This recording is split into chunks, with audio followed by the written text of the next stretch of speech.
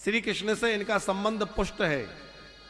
देखो, भगवान को अपना कुछ ना कुछ बना लो, चाहे मित्र बना लो, चाहे पिता बना लो, चाहे पुत्र बना लो, चाहे जो आपको अच्छा लगे, पर भगवान से हमारा कोई ना कोई संबंध पुष्ट होना चाहिए।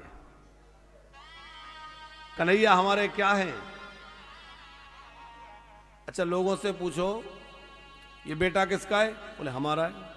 ये मकान किसका है? हमारा है। और भगवान किसके? बोले भगवान सबके हैं।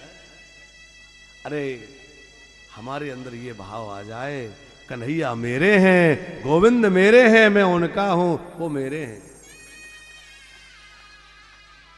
आप घर में यदि 4 सदस्य हैं तो आज से मानिए हम 4 नहीं 5 हैं, और 5वें नंबर पे कन्हैया को रख दीजिए। वो उसी में प्रसन्न रहेंगे कि मुझे अपने घर का, परिवार का सदस्य तो मानते हैं। और जीवन में जिसकी कमी लगती हो ना, मान लीजिए किसी के भाई नहीं है, श्री कृष्ण को मान लो। बेटा नहीं है, कन्हैया को मान लो। पति नहीं रहे, चल बसे, कन्हैया को मान लो। आप जो भी प्रभु को बना लेंगे, रिश्ता बनाएंगे आप और निभाएंगे मेरे कन्हैया। कान्हा जो है निभाने में पीछे नहीं हटेंगे।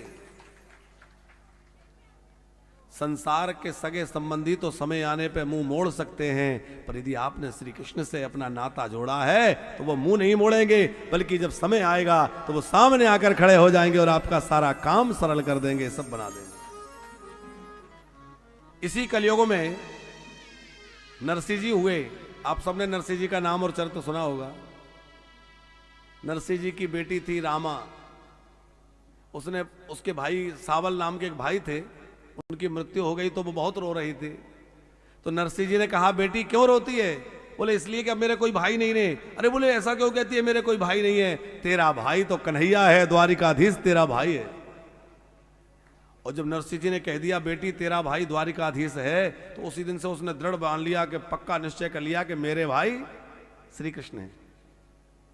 अब वो जो है श्री कृष्ण को अपना भाई मानने लगी। जब उसका विवाह हो गया, ससुराल चली गई, बहुत दिन हो गए, उसकी बेटी हुई, वो भी बड़ी हो गई।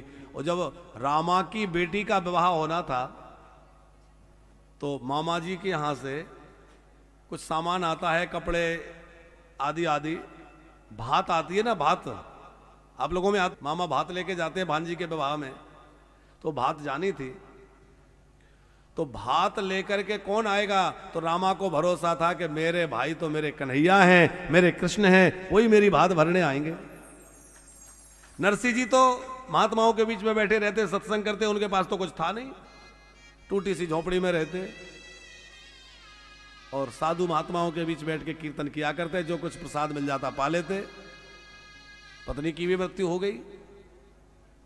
जब चिट्ठी आई कि रामा की बेटी का विवाह है, भात लेके जाना है, और जानबूझकर इनके समधी ने बड़ा चढ़ाकर सामान लिखवाया।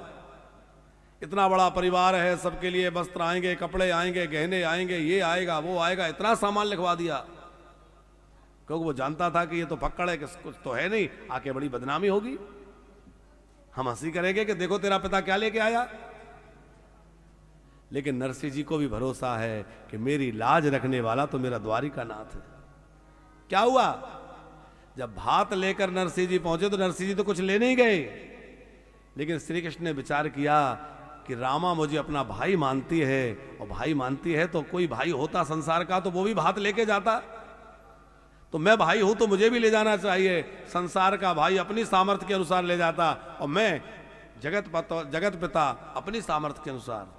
भगवान द्वारिकाधीश ने ऐसा भात भरा है नरसिंह की बेटी का कि दुनिया उसको लेकर के आश्चर्यचकित रह गई। आज भी लोग याद करते हैं, भैया नरसिंह का भात जो चिट्ठी में लिखा गया था उससे हजारों गुना अधिक, इतना अधिक सामान दिया गया कि रखने की जगह नहीं रह गई।